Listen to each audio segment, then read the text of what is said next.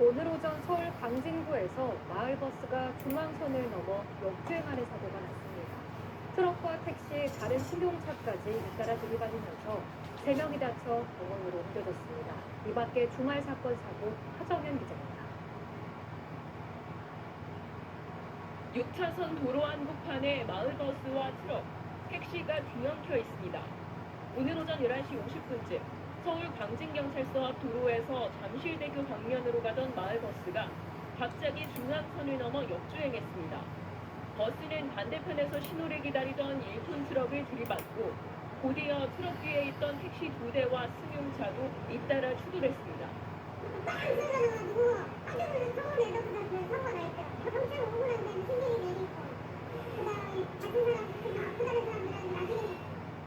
이 사고로 50대 마을버스 기사와 60대 택시기사, 그리고 택시 승객 1명이 다쳐 병원으로 옮겨졌습니다.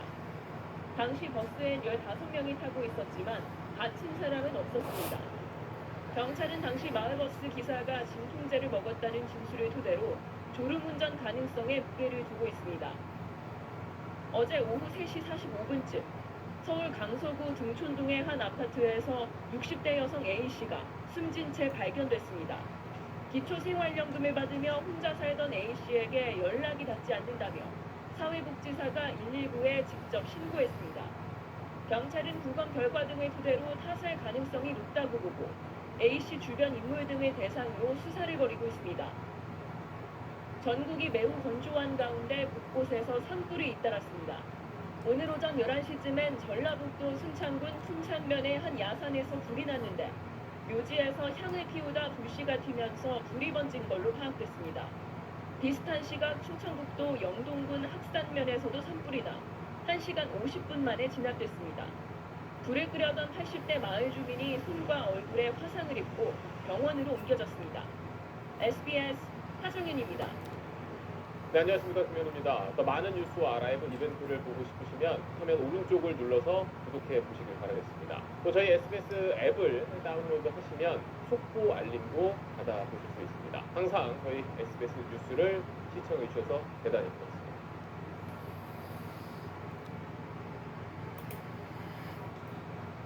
부산에서 마을버스가 교차로에 갑자기 진입한 차량을 피하려다 빗길에 미끄러져 건물에 들이받았습니다. 남해 고속도로에서는 빗길 속에 승용차가 화물차를 충격하는 바람에 화물차 운전자가 숨졌습니다. 오기훈 기자입니다. 부산시 사구 감천동의 한 고갯길입니다. 마을버스가 경사가 있는 비탈길을 내려가고 있는데 교차로에서 SUV가 갑자기 멈춰섭니다. 경적을 울려보지만 SUV는 꼼짝하지 않고 SUV와 충격을 피하려던 마을버스는 오른쪽에 있는 건물과 결국 부딪히고 맙니다. 지나가고 있는데 교차로 중간에 이제 마을버스 진행 방향에 사고였거든요. 근데 마을버스 같은 경우에는 차가 크고 안에 승객들이 있다 보니까 끝을 걸고 밟으니까 뒷길에 미끄러가지고 정차 못하고 건물을 충격한 사고입니다. 이 사고로 승객 11명이 다쳤으며 이 중 2명은 골투상 등으로 병원에 입원했습니다. 고속도로 한가운데 소들이 서 있습니다. 소를 싣고 있었던 화물차는 뒤집어졌습니다. 같은 날 오전 9시 반쯤에 남해고속도로 부산 방향 행정분기점 인근에서 승용차와 2.5톤 화물차가 부딪히는 사고가 발생했습니다. 고속도로 1차로를 주행하던 승용차가 빗길에 미끄러지면서 중앙분리대와 부딪혔고 튕겨져 나온 승용차가 4차로를 주행하던 화물차 뒷부분을 충격한 겁니다.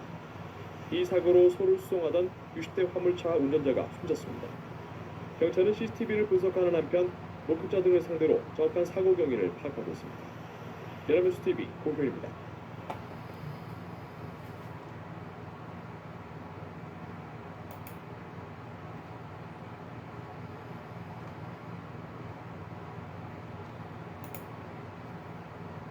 빗길 교통사고도 잇따랐습니다. 강원도 인제에서 시내버스가 빗길에 미끄러지면서 도로 옆으로 추락해 3명이 다쳤습니다. 경부고속도로에서는 승용차가 옆으로 넘어지기도 했습니다. 사건 사고 소식 송세혁 기자가 보도합니다. 승용차가 바닥을 드러낸 채 옆으로 넘어져 있습니다. 낮 1시 40분쯤 경부고속도로 창원 방향 금호분기점 인근에서 달리던 승용차가 전도됐습니다. 다행히 차 안에 타고 있던 운전자는 다치지 않은 것으로 조사됐습니다. 경찰은 커브길을 돌던 수용차가 미처 속도를 줄이지 못하고 빗길에 미끄러진 것으로 보고 있습니다. 시내 버스 곳곳이 구겨졌고 앞 유리창은 산산조각이 났습니다. 오전 10시쯤 강원도 인제군 기린면 31번 국도에서 시내버스가 빗길에 미끄러져 도로 옆 하천 경사면에 떨어졌습니다. 이 사고로 버스 운전자와 승객 등 3명이 다쳐 병원에서 치료를 받고 있습니다. 갯바위 부근에 침수된 어선이 왼쪽으로 기울어져 있습니다. 오전 7시 40분쯤 강원도 양양군 수산항 앞바다에서 3톤급 어선이 암초에 걸려 좌초됐습니다. 배에는 선장과 선원 등 2명이 타고 있었지만 신고를 받고 출동한 해경에 모두 무사히 구조됐습니다. 해경은 침수된 어선을 항구로 예인한 뒤 사고 경위를 조사하고 있습니다. YTN 손세혁입니다.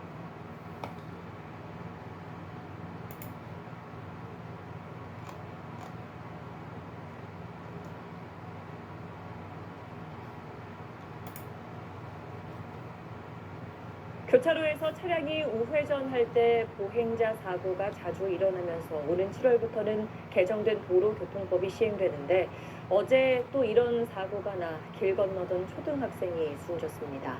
KBC 김서영 기자입니다. 횡단보도를 앞에 두고 우회전하던 버스가 갑자기 멈춰섭니다. 초록불을 보고 횡단보도를 건너던 초등학교 2학년생을 들이받은 겁니다. 출동한 구급대원들이 응급처치를 하고 피해 학생을 이송했지만 초등학생은 끝내 숨졌습니다. 저기서 어제 일을 가죠. 애기한테 가방 열고 이름 알아갖고 안 했으니까 전화를 내가 해주지. 우회전하던 버스가 달려오는 초등학생을 미처 발견하지 못하고 사고가 난 것으로 알려졌습니다.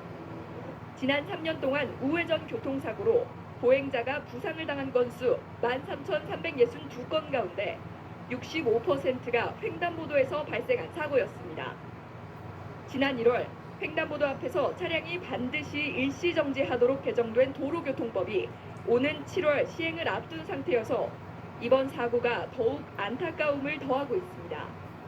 경찰은 교통사고 처리 특례법 위반 혐의로 버스 운전자를 불구속 입건해 조사하고 있습니다. KBC 김서영입니다. 네, 안녕하십니까. 김현우입니다. 더 많은 뉴스와 라이브 이벤트를 보고 싶으시면 화면 오른쪽을 눌러서 구독해 보시길 바라겠습니다. 또 저희 SBS 앱을 다운로드 하시면 속보 알림도 받아보실 수 있습니다. 항상 저희 SBS 뉴스를 시청해 주셔서 대단히 고맙습니다.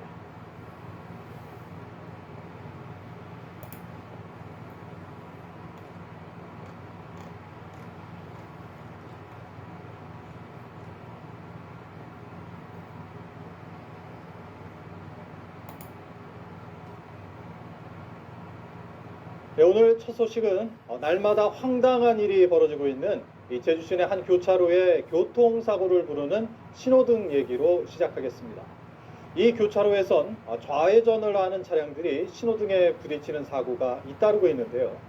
지난 8일부터 일주일 동안만 해도 대낮에 이 신호등과 부딪히거나 부딪힐 뻔한 차량이 6대라고 합니다. 왜 이런 사고가 날까 궁금하실 것 같은데요. 이따금 기자가 사고 이유와 도로 현장을 보여드립니다.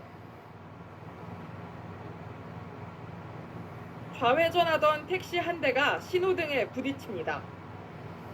이튿날 또 다른 택시가 신호등을 들이받고 나흘 뒤 같은 지점에서 정면으로 부딪히는 세 번째 택시.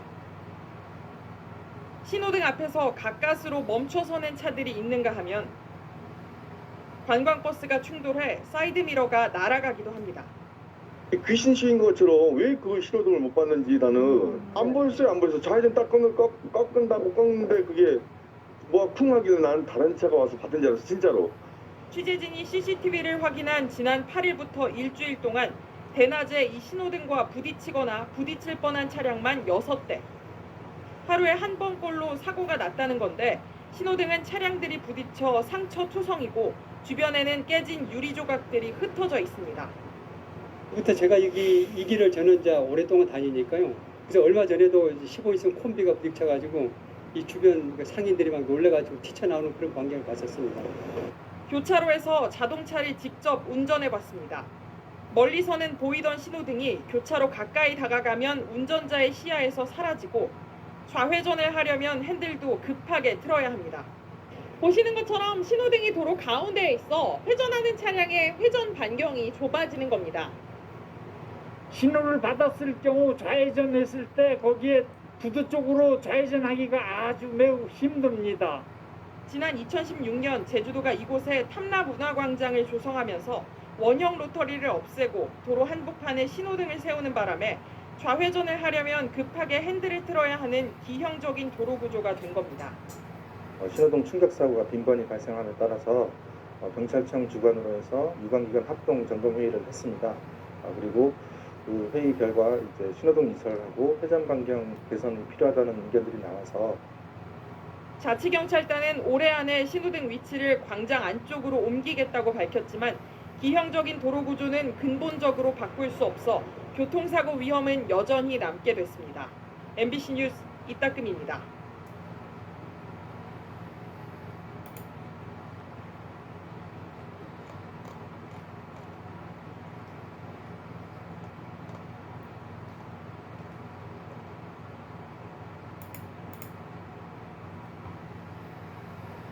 어제 저녁 서울 강서구에서 퇴근길 시내버스 2대가 충돌하는 사고가 났습니다. 네, 승객 2명이 숨지고 40여 명이 중경상을 입었습니다. 임건빈 기자입니다.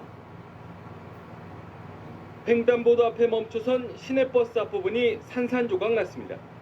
또 다른 시내버스는 뒷좌석 창문이 모두 깨졌고 승객들은 고통을 호소하고 있습니다. 출동한 119 구조대원들의 목소리도 다급해집니다.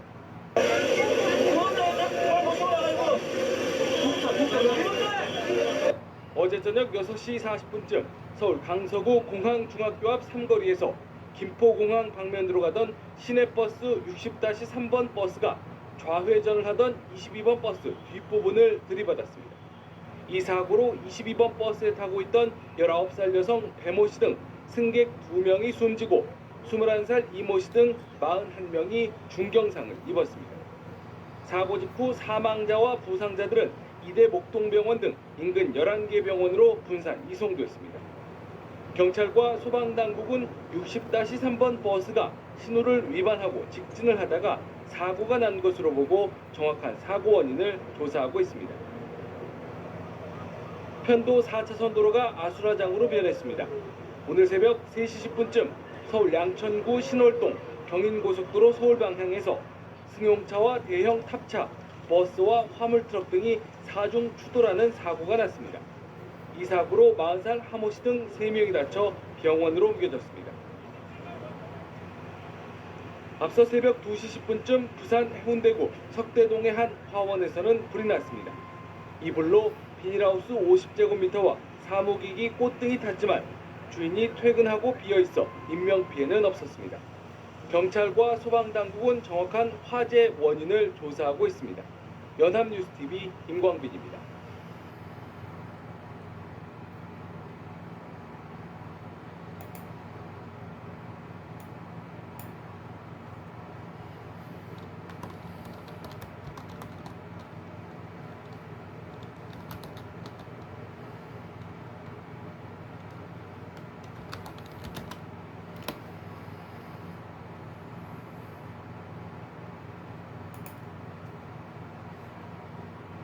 어젯밤 11시 40분쯤 부산 부곡동 버스 정류장에 비상등을 켠 버스가 멈춥니다. 뒤따르던 오토바이가 버스 옆으로 빠져나가려는 순간 내리던 승객을 들이받습니다. 이 사고로 버스 승객 20살 이모 씨가 다쳐 병원으로 옮겨졌지만 생명에는 지장이 없는 것으로 알려졌습니다. 어젯밤 11시쯤 서울 지하철 1호선 도봉산역에서 동두천 방면 전동차가 들어오는 순간 48살 박모 씨가 뛰어들었습니다. 결국 박 씨는 숨졌고 열차 운행은 40분 동안 중단됐습니다. 경찰은 박 씨가 스스로 목숨을 끊으려고 한 것으로 보고 조사하고 있습니다.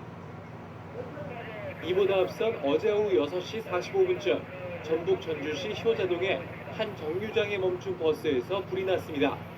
이 불로 소방서 추산 300만 원의 재산 피해가 나고 승객들이 대피하는 소동을 벌였지만 인명피해는 없었습니다. 경찰과 소방당국은 버스 뒤쪽에서 연기가 치솟았다는 목격자의 진술 등을 바탕으로 엔진 과열로 불이 난 것인지 조사하고 있습니다. YTN 조용선입니다.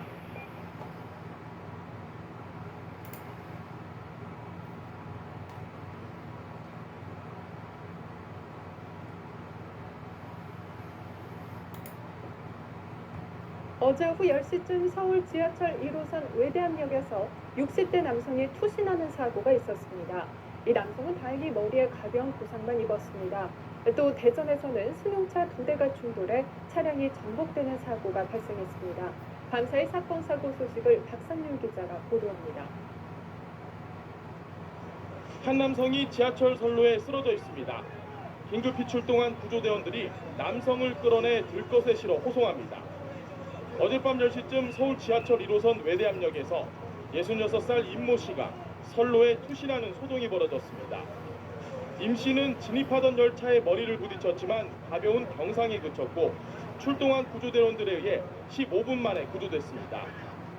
경찰과 소방당국은 임 씨의 정확한 투신 경위를 조사 중입니다. 차량 한 대가 도로 위에 전복돼 있습니다.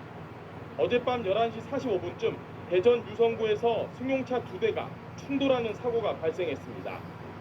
이 사고로 소나타 차량이 전복되면서 차량 운전자 34살 조모 씨가 다쳐 인근 병원에서 치료를 받았습니다. 경찰은 두 차량 중 한 대가 신호 위반을 하다 사고를 낸 것으로 보고 정확한 사고 경위를 조사 중입니다.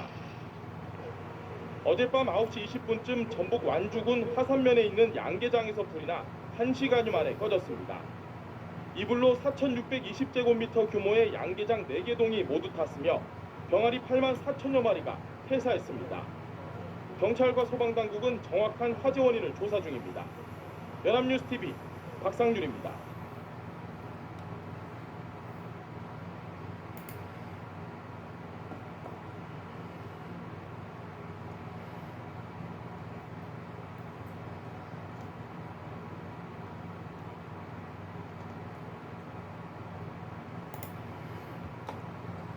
한 석 달 전쯤 서울 지하철 4호선 상계역에서 열차끼리 부딪혀 5명이 다치고 5시간 넘게 열차 운행이 중단된 적이 있었습니다.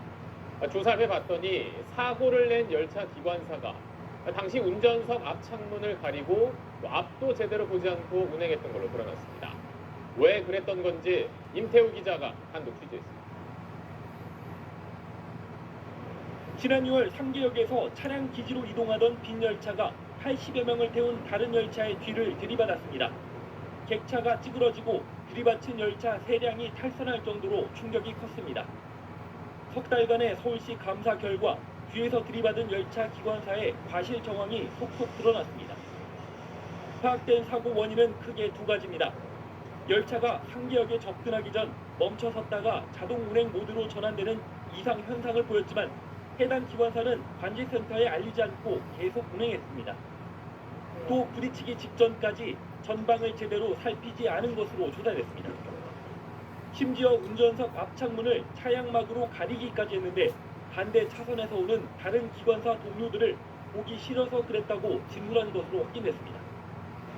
어이없는 행동엔 내부 갈등이 숨어 있었습니다. 서울교통공사엔 노동조합이 2개 있는데 소수 노조 간부인 이 기관사는 다수 노조에 속한 노조원들에게 집단 따돌림을 받아왔다는 겁니다. 처음에 참여 안 한다고 했어요. 근데 전체 포지션에서 300명밖에 안 돼요. 우리 처음 10%밖에 안 돼요. 그 사람들을 집단적으로 따돌림을 하죠. 왕따를 시키고. 서울시는 기관사에게 운행 도중 차량막을 내리지 못하게 하고 운전 업무와 상관없는 휴대전화, 전자기기 사용을 자제할 것을 지시했습니다. SBS 임태우입니다.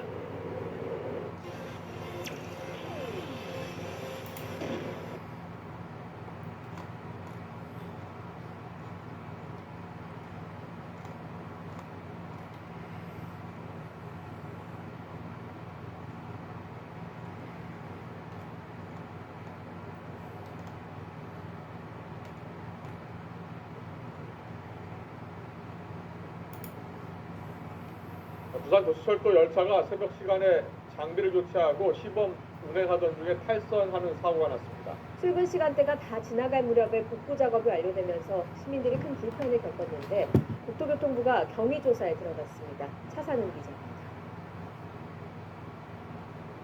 선로에 내려간 작업자들이 분주하게 움직이고 열차도 중간에 멈춰 있습니다. 부산 도시철도 2호선에서 탈선 사고가 난 건 새벽 2시쯤. 구남역에서 구명역을 향해 달리며 교체한 장비를 시험하던 중 선로에 있는 바퀴가 떨어지며 멈춘 겁니다. 도시철도 운행이 첫 차부터 3시간 넘게 중단되면서 출근길 시민들이 큰 불편을 겪었습니다. 평소에는 서면을 통해 가지고 보도록 오는데 그래서 이거 안 됐다 싶어 출근 시간이 늦을 것 같아 가지고 다시 이제 그 1호선 연산동 해가지고 부산교통공사가 운행 중단 구간에 셔틀버스 12대를 투입했지만 혼란을 막기에는 역부족이었습니다. 이번 사고는 열차 진로를 제어하는 전자연동장치를 교체한 뒤 얼마 지나지 않아 벌어졌습니다. 열차 선로를 바꿔주는 장치가 알 수 없는 이유로 오작동했다는 게 운영사의 설명입니다. 같은 방향으로 붙지가 않아가지고 결국 이제 방향이 두 개가 이제 타지 상태에서 그러니까 바퀴가 이쪽에도 올라가고 이쪽에도 꽂히다 보니까 다시 이제 그런 상황입니다.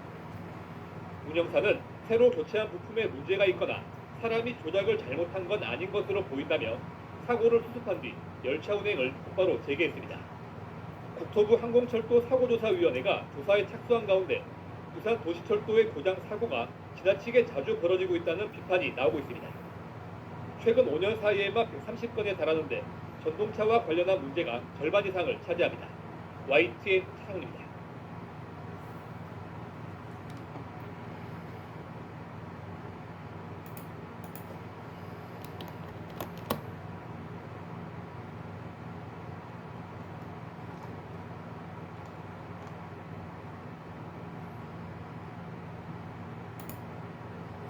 이 상왕십리역 지하철 추돌 사고 때 후속 열차를 운전했던 기관사 엄모 씨가 이 사고 당시 상황에 대해 입을 열었습니다. 엄 씨는 갑작스런 정지 신호를 보고 비상 제동 장치 작동을 시키며 열차가 제발 멈추기만을 빌었다고 말했습니다. 김도형 기자입니다. 사고 직전 곡선 구간을 도는 순간 기관사 엄모 씨는 주의 신호도 없이 갑자기 정지를 알리는 빨간불을 봤습니다. 엄 씨는 바로 비상제동을 걸고 보안제동까지 작동시켰습니다. 보안제동 작동은 비상 매뉴얼에 없었지만 제동거리를 조금이라도 더 줄이기 위한 엄 씨의 임기응변이었습니다. 이후 엄 씨는 제발 열차가 멈추기만을 바라면서 기다렸다고 말했습니다. 하지만 엄 씨의 비상 조치에도 열차는 128m를 더 가다가 시속 15km로 앞선 열차를 추돌했습니다. 엄 씨는 제동 장치를 손으로 꽉 잡은 상태에서 추돌한 탓에 어깨를 크게 다쳤습니다. 엄 씨는 다친 상황에서도 가장 가까운 칸부터 승객들의 상태를 확인했습니다. 승객들은 대부분 넘어져 있었습니다. 승객들은 다친 엄 씨의 어깨를 보고는 오히려 엄 씨에게 괜찮냐고 물었습니다. 엄 씨는 혼란에 빠진 앞쪽 객실 승객들을 열차 밖으로 대피시킨 후 앞쪽으로 이동해 대피하라고 안내 방송을 했습니다. 하지만 사고 직후 정전이 됐기 때문에 뒤쪽 열차에선 방송이 들리지 않았던 것으로 추정됩니다. 일부 승객은 대피 안내가 나오기 전에 비상문을 열고 내렸지만 관제소가 다른 열차의 운행을 바로 중단시켜 추가 사고는 없었습니다. TV조선 김도영입니다.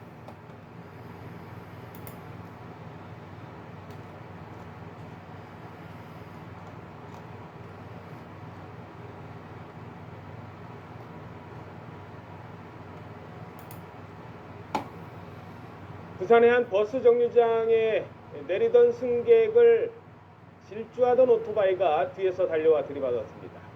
서울 지하철 1호선에서는 한 남성이 뛰어들어 숨졌고 이 때문에 40여 분 동안 열차 운행은 중단됐습니다. 사건 사고 소식 조용성 기자입니다. 어젯밤 11시 40분쯤 부산 부곡동 버스 정류장에 비상등을 켠 버스가 멈춥니다.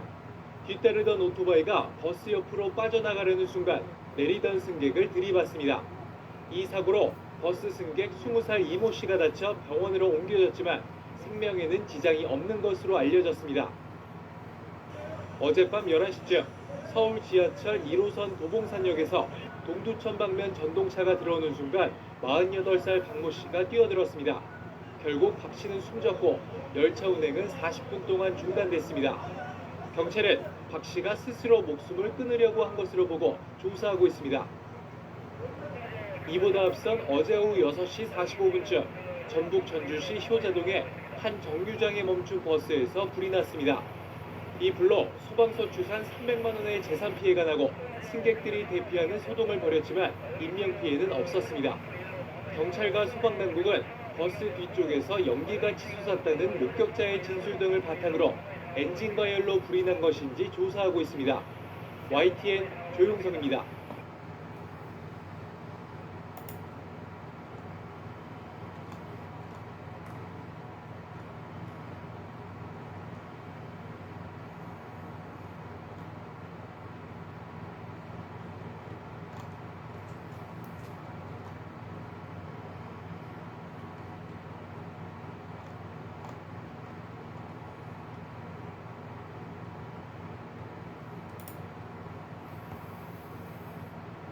노량진역을 지나던 서울 지하철 1호선에서 연기가 나 승객 500여 명이 대피하는 소동이 있었습니다. 또 서울 남산에 있는 공영주차장에서는 화재로 2개 층을 태웠지만 다행히 인명 피해는 없었습니다. 밤사이 사건 사고 김동욱 기자입니다. 서울 남산동에 위치한 한 공영주차장. 어제 오후 6시 50분쯤 4층 사무실에서 불이 나면서 4층과 5층 사무실이 모두 탔습니다. 신고를 받고 출동한 소방대원들에 의해 1시간여 만에 불이 꺼졌지만 소방서 추산 3,900만 원의 재산 피해가 났습니다. 다행히 불이 건물 안에 주차된 차량 등으로는 옮겨 붙지 않았고 인명 피해도 없었습니다. 어제 저녁 7시쯤 경기 양평에 위치한 한 자동차 정비소에서 수리 중이던 승합차에 불이 났습니다. 이 불로 다친 사람은 없었지만 승합차가 완전히 타면서 3,600만 원 상당의 재산 피해가 났습니다. 소방당국은 차량 뒤쪽을 수리하려고 용접을 한 뒤 남아있던 잔열이 좌석 시트 등으로 옮겨 붙으면서 발화한 것으로 추정하고 있습니다. 어젯밤 11시 반쯤 서울 노량진역을 지나던 지하철 1호선 열차에서 연기가 나 승객 500여 명이 대피하는 소동이 벌어졌습니다. 코레일은 해당 열차를 차량 기지로 보내 사고 원인을 조사하고 있습니다. 연합뉴스TV 김동욱입니다.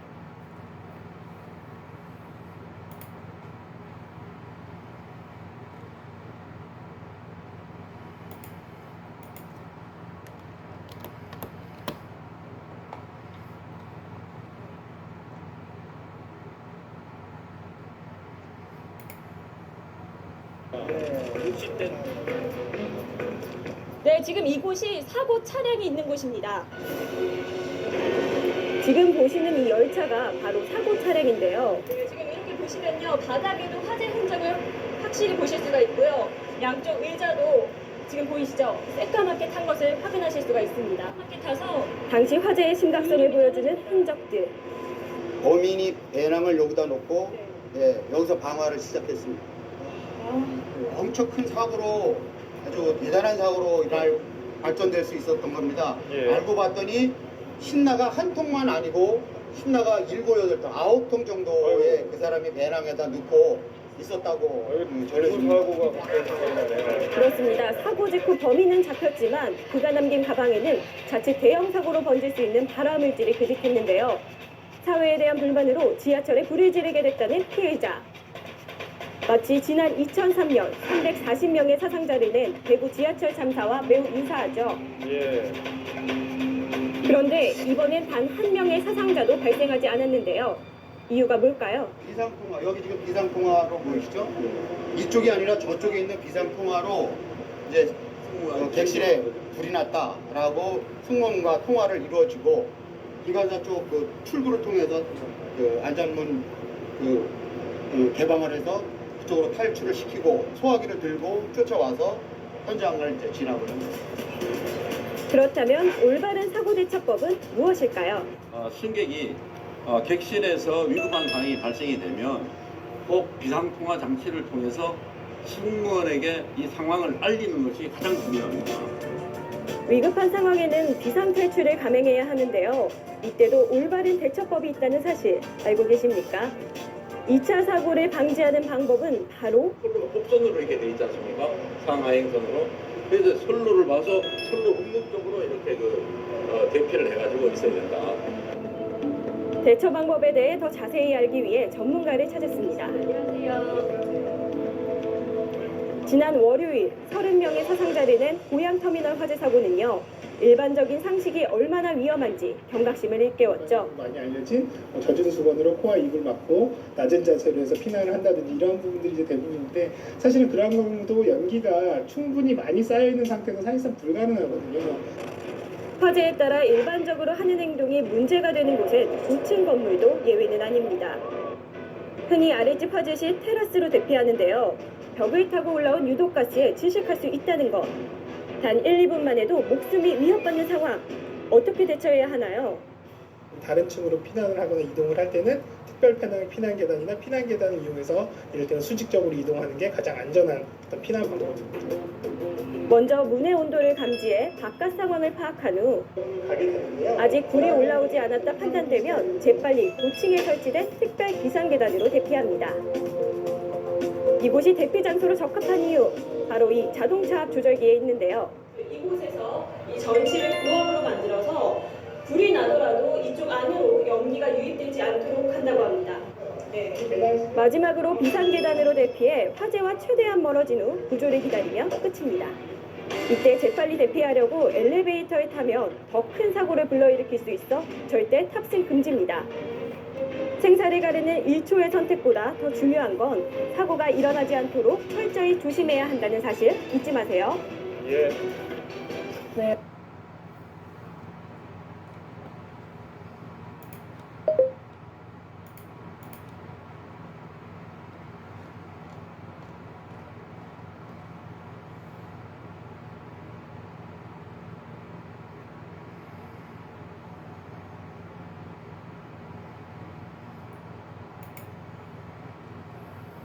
어제 저녁 서울 지하철 1호선 영등포역으로 진입하던 전동차가 멈춰 섰습니다. 이 사고로 1000여 명이 넘는 승객들이 1시간 가까이 열차에 갇혀 큰 불편을 겪었습니다. 사건 사고 소식 김장현 기자입니다. 시민 1000여 명이 전동차 안에 갇힌 시각은 어제 저녁 7시 30분쯤이었습니다. 서울 신도림역에서 영등포역으로 진입하던 지하철 1호선 열차가 30여 분 동안 멈춰선 겁니다. 8시 10분쯤에 열차가 정상 운행될 때까지 안에 갇혀 있던 시민들은 큰 불편을 겪었습니다. 한국철도공사 측은 개가 선로에 뛰어들면서 전동차 아래쪽 부품이 부서져 운행이 중단됐다고 밝혔습니다. 어젯밤 10시 53분쯤 서울 성북구 하월곡동 섬유 염색 공장에서 화재가 발생했습니다. 이 불로 인명피해는 없었지만 2,400여 제곱미터의 공장 건물 대부분이 불에 탔습니다. 소방당국은 진화를 위해 140여 명의 인력과 장비 40여 대를 투입했는데 공장 규모가 크고 내부에 의류가 많아 2시간 만에 불길을 잡았습니다. 소방당국은 정확한 화재 원인을 조사하고 있습니다. 대구시 방촌동에선 BMW 차량이 도로에 쓰러져 있던 오토바이를 들이받았습니다. 밤 11시 18분쯤 발생한 사고로 다친 사람은 없었지만 오토바이와 차량에 불이 붙어 5,700여만 원의 재산 피해가 났습니다. 경찰과 소방당국은 오토바이가 도로에 쓰러져 있던 이유와 정확한 화재 원인을 조사 중입니다. 연합뉴스TV 김장현입니다.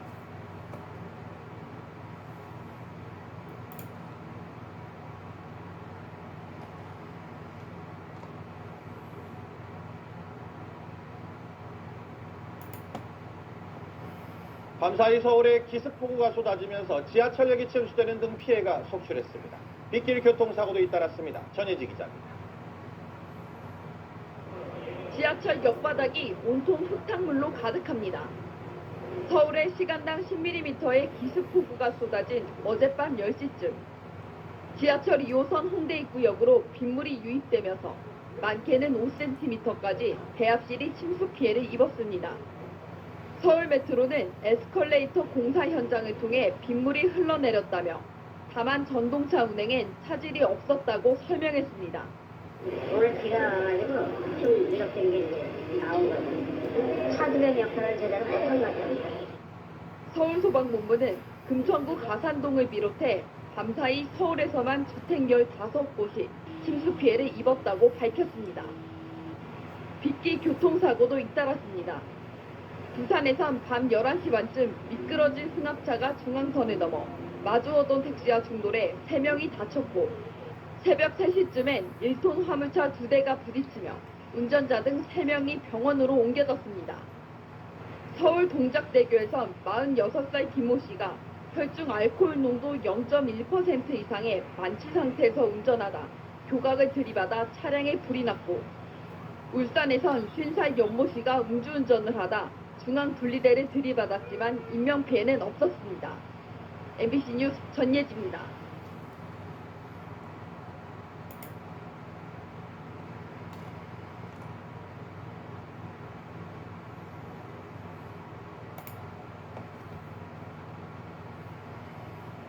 미국 뉴욕의 지하철 전동차 안에서 무차별 총기 난사 사건이 일어났습니다. 범인이 연막탄을 터뜨린 뒤 마구 총을 쏘는 바람에 출근길이 공포의 아수라장으로 변했습니다. 보도에 유재국 기자입니다. 전동차 문이 열리자 비명과 함께 사람들이 쏟아져 나옵니다. 공포에 질려 우왕좌왕하는 승객들을 쫓듯 매캐한 연기가 쉼없이 뿜어져 나옵니다. 다리를 다친 승객 뒤로 절룩거리던 남성이 그대로 고꾸라집니다. 전동차 안은 더 심각합니다. 심각한 부상으로 의식을 잃은 승객이 한둘이 아닙니다. 출근길 뉴욕 지하철 안에서 일어난 총기 난사 사건입니다. She saw a lot of people bleeding and she heard shootings. I don't know. So she was very nervous and terrified when I saw her coming out of the train. 승객 10여 명이 총에 맞거나 상처를 입었습니다. 범인은 방독면을 쓰고 연막탄을 터뜨린 뒤 마구 총을 쐈습니다. The train at that time began to fill with smoke. He then opened fire, striking multiple people on the subway and in the platform. 경찰은 사고 현장 주변 10여 개의 블럭을 봉쇄한 뒤 도망간 범인을 찾고 있습니다. 경찰은 이 사건이 테러로 보이지는 않지만 모든 가능성을 열어두고 수사하겠다고 밝혔습니다. YTN 유재국입니다.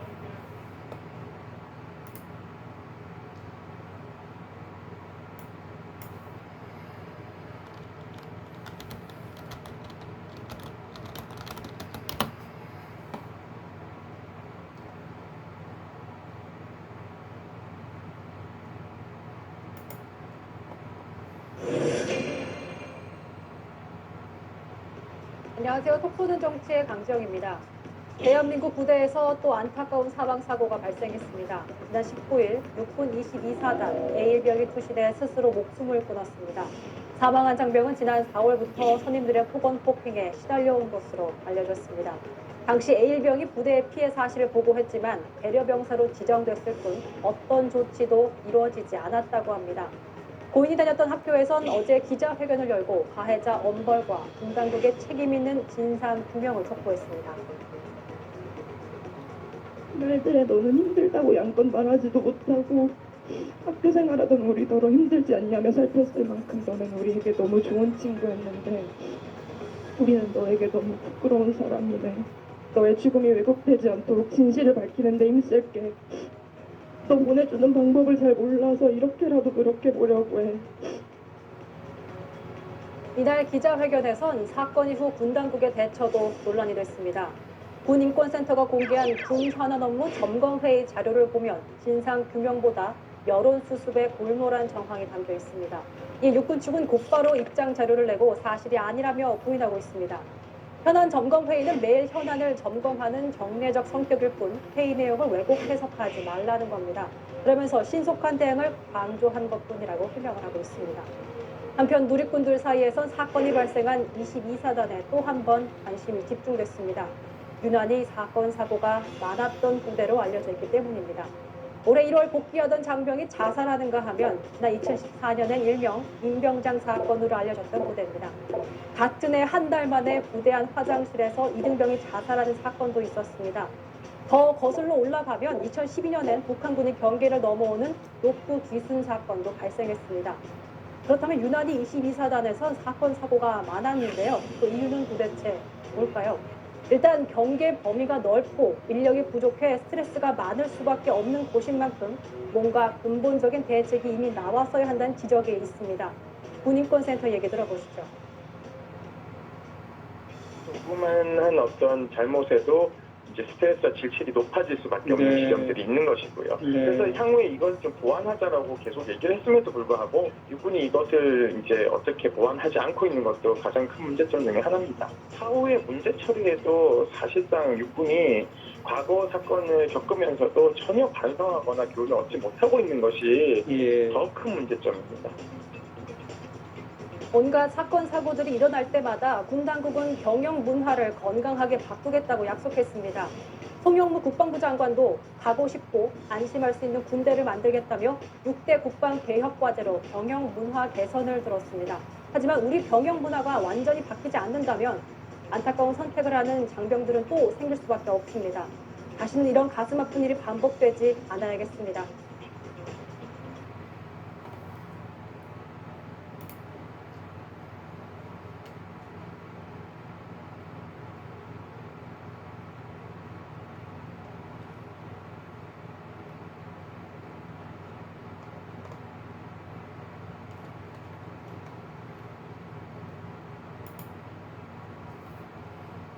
오늘 오전 경북 김천구미역 인근에서 달리던 KTX 열차에 30대 남성이 뛰어들어 숨졌습니다. 울산에선 열차와 승용차가 부딪히는 사고가 났고 인명피해는 다행히 없었습니다. 윤주열 기자입니다. 앞부분이 크게 파손된 KTX 열차가 동대구역으로 들어옵니다. 헤드라이트 유리는 산산조각 났고 안쪽 설비가 훤히 들여다보일 정도입니다. 오늘 오전 10시쯤 KTX 김천 구미역 인근에서 서울에서 진주로 가던 KTX 405호 열차에 35살 이모 씨가 뛰어들었습니다. 맨 앞칸에 탔는데요. 그래서 오른쪽인데 긁히면서 막 튀더라고요. 사고 현장은 높은 철조망이 있어 접근할 수 없는 곳입니다. 철로에 뛰어든 남성은 이곳 KTX 김천 구미역에서 사고 현장까지 500m가량을 철로를 따라 걸어간 것으로 확인됐습니다. 이 열차에 타고 있던 승객 775명은 동대구역에서 다른 열차로 바꿔 타고 진주로 향했습니다. 또 뒤따르던 열차도 1시간가량씩 줄줄이 지연됐습니다. 승용차 앞부분이 완전히 찌그러졌습니다.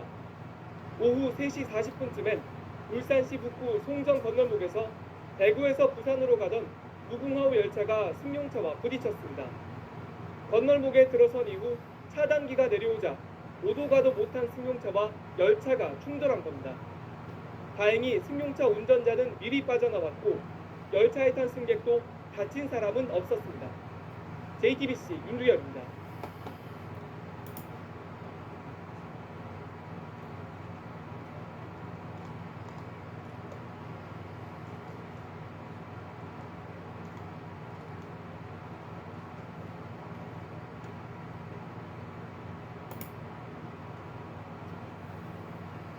다음 소식입니다. 군 복무 중 사망자를 순직으로 인정해달라 이렇게 유가족이 정부를 상대로 소송을 내고 정부는 자살이라며 맞서는 게 흔한 풍경이었는데 이젠 좀 바뀌려나 봅니다. 정부가 군 복무 중 숨진 90명을 순직으로 인정하기로 했습니다. 국방부는 순직 요건에 해당되지만 유족의 요청이 없어서 심사를 못한 사망자에 대해서도 적극적으로 재심사하기로 했습니다.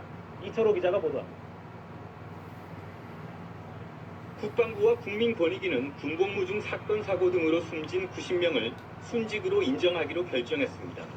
이번에 순직 결정된 90명은 2006년부터 2009년까지 활동한 군의문사 진상규명위원회가 순직으로 결정하라고 권고한 사례들입니다. 국방부는 90명 중 69명이 자살 사건이라고 설명했습니다. 국방부는 권고 9년 만에 순직이 인정된 건 자살이 순직으로 인정될 수 있는 법령 개정이 2015년에야 이루어졌고 유가족의 청구가 없었던 경우도 많았기 때문이라고 설명했습니다. 이번에 순직으로 인정된 90건 중 가장 오래된 사례는 1955년 사망 사건이었습니다. 계급별로는 장교 6명, 부사관 5명, 병사 79명이라고 국방부는 설명했습니다. 국민권익위는 군복무 중 사건 사고 사망자 전체에 대한 전수조사를 실시해 순직 여부를 재심사할 것을 국방부에 권고했습니다. 국방부는 순직 요건에 해당되는데도 유족의 요청이 없어 심사를 하지 못한 사망자에 대해서도 순직 여부를 재심사하기로 했습니다. KBS 뉴스 이철호입니다.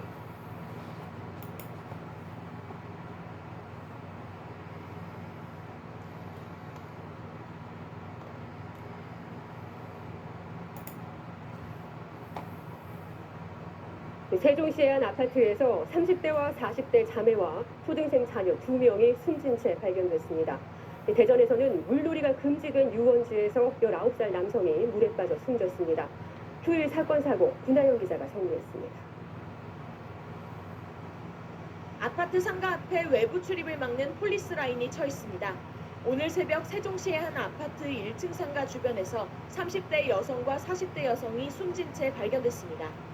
자매지간인 이들은 이 아파트에서 동생의 초등학생 자녀 2명과 함께 살았는데 자녀들도 집안에 숨져 있었습니다.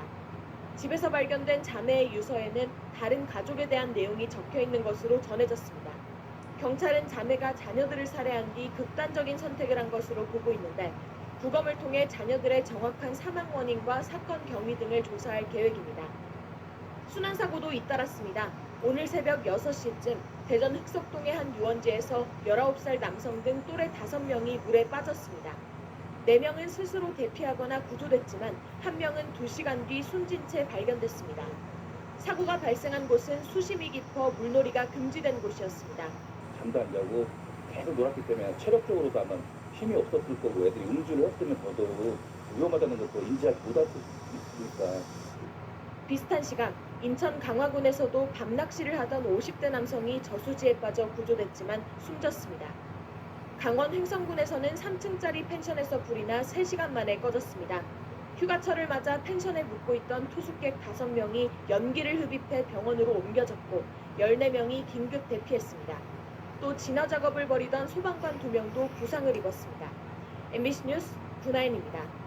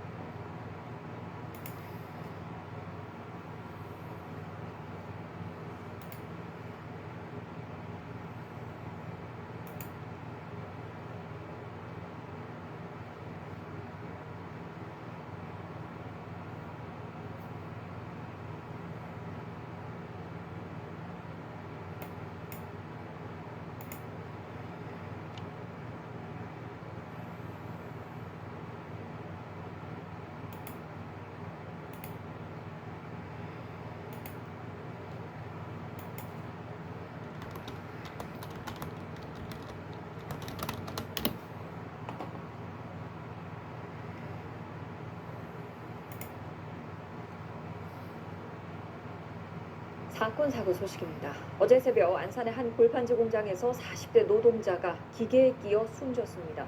또 오늘 경기 부천의 아파트 단지에서는 정전이 발생했는데 고양이가 고압선을 건드린 것으로 보입니다. 김진 기자가 전해드립니다. 경기 안산시 단원구의 한 골판지 제조 공장. 어제 새벽 4시 반쯤 이곳에서 2교대 근무를 하던 43살 박모 씨가 골판지를 쌓아 올리는 기계에 끼이는 사고가 있었습니다. 박 씨는 머리와 허리 등을 크게 다쳐 병원으로 옮겨졌지만 끝내 숨졌습니다.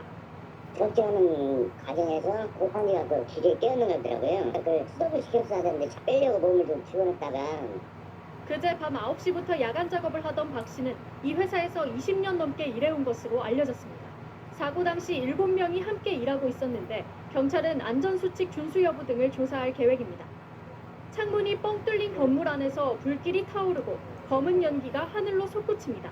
오늘 오후 3시 반쯤 경상남도 고성읍의 한 다세대 주택 4층에서 불이 나 40분 만에 꺼졌습니다. 근데 갑자기 펑 소리 들리면서 검은 연기가 올라오고 여기 가게들 유리가 다 뚫리는 거예요. 귀가 아플 정도로 나가지고. 불이 난 층에서 혼자 살던 50대 남성이 얼굴과 다리 등에 화상을 입었습니다. 떼고 열고 신문 들어가려고 하다가 마트보다 계속 순간에 그렇게 하는데 소방당국은 가스가 폭발한 것으로 보고 조사를 진행 중입니다. 엘리베이터가 갑자기 멈춰 주민들이 안에 갇혔습니다. 오늘 오전 경기도 부천의 한 아파트 단지 1,300여 세대에 2시간 동안 전기가 끊겼습니다. 엘리베이터도 안 되죠. 1시간 반 지나가니까 이제 점점 이제 온도가 떨어지고 비슷한 시각 인근에 있던 다른 아파트 단지 900여 세대도 40분가량 정전됐습니다. 한전은 아파트 단지 전기시설 안에 고양이가 들어가 고압선을 건드려 정전이 발생한 것으로 추정하고 있습니다. 어제 충남 아산시 귀뚜라미 보일러 제조 공장에서 났던 큰 불로 소방서 추산 85억 원의 재산 피해가 났습니다. 생산 설비와 보일러 완제품을 포함해 축구장 7배 면적인 49,300만 제곱미터 크기의 공장 2개 동이 전소됐습니다. 아직 정확한 화재 원인이 밝혀지지 않은 가운데 경찰과 소방당국은 내일 합동 감식을 진행할 예정입니다. MBC 뉴스 김지인입니다.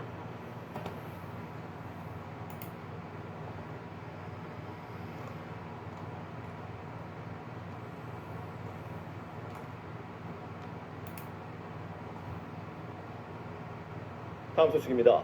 휴일 사건 사고도 잇따랐습니다. 대규모 아파트 단지에서 한밤중에 정전 사고가 발생했고 상수관이 터져 도로가 차단되기도 했습니다. 신고한 기자입니다.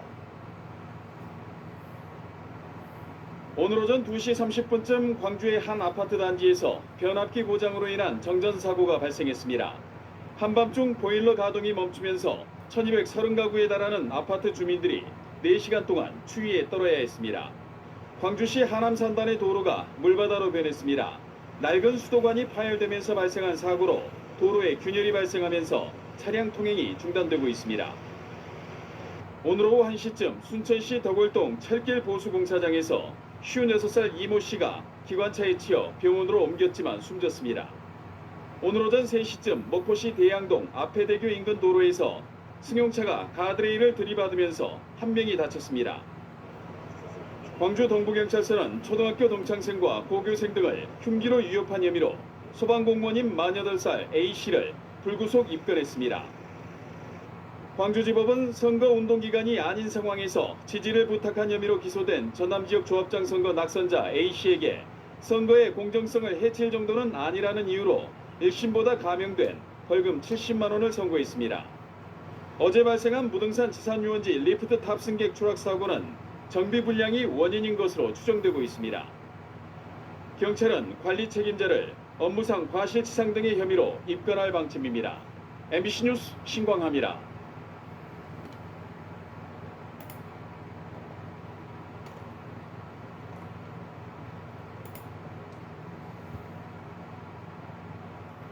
다음 소식입니다. 휴일 사건 사고도 잇따랐습니다. 대규모 아파트 단지에서 한밤중에 정전 사고가 발생했고 상수관이 터져 도로가 차단되기도 했습니다. 신광 기자입니다. 오늘 오전 2시 30분쯤 광주의 한 아파트 단지에서 변압기 고장으로 인한 정전 사고가 발생했습니다. 한밤중 보일러 가동이 멈추면서 1230가구에 달하는 아파트 주민들이 4시간 동안 추위에 떨어야 했습니다. 광주시 하남산단의 도로가 물바다로 변했습니다. 낡은 수도관이 파열되면서 발생한 사고로 도로에 균열이 발생하면서 차량 통행이 중단되고 있습니다. 오늘 오후 1시쯤 순천시 덕월동 철길 보수공사장에서 56살 이모 씨가 기관차에 치여 병원으로 옮겼지만 숨졌습니다. 오늘 오전 3시쯤 목포시 대양동 아패대교 인근 도로에서 승용차가 가드레일을 들이받으면서 한 명이 다쳤습니다.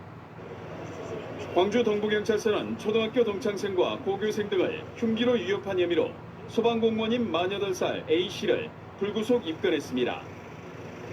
광주지법은 선거운동 기간이 아닌 상황에서 지지를 부탁한 혐의로 기소된 전남지역 조합장 선거 낙선자 A씨에게 선거의 공정성을 해칠 정도는 아니라는 이유로 1심보다 감형된 벌금 70만 원을 선고했습니다.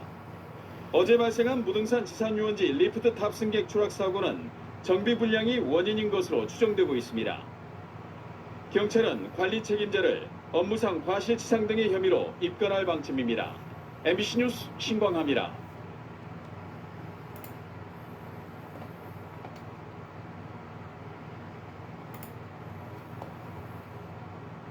여러분 안녕하십니까. 7월 3일 일요일 MBC 뉴스입니다. 어젯밤 경기도 양주의 한 아파트에서 정전이 발생해 주민들이 무더위 속에 불편을 겪었습니다. 인천에서는 마주오던 승용차와 택시가 충돌해 2명이 숨지고 2명이 다쳤습니다. 밤사이 사건 사고 소식 이유경 기자입니다. 집집마다 불이 꺼졌고 아파트 단지는 어둠으로 뒤덮였습니다. 어젯밤 9시 반쯤 경기 양주시의 500세대 규모 아파트 단지에 전기 공급이 중단됐습니다. 당시 양주 일대의 체감 온도는 30도. 열대야에 밤잠 이루지 못한 주민들은 집 밖으로 나와 더위를 달래야했습니다. 에어컨도 못 돌리고 지금 당장 급하겠고 냉장고에 음식물이 지금 제일 문제예요. 아파트 관계자는 무더위 속 전기 사용이 급증하면서 설비에 고장이 난 것으로 보고 있습니다.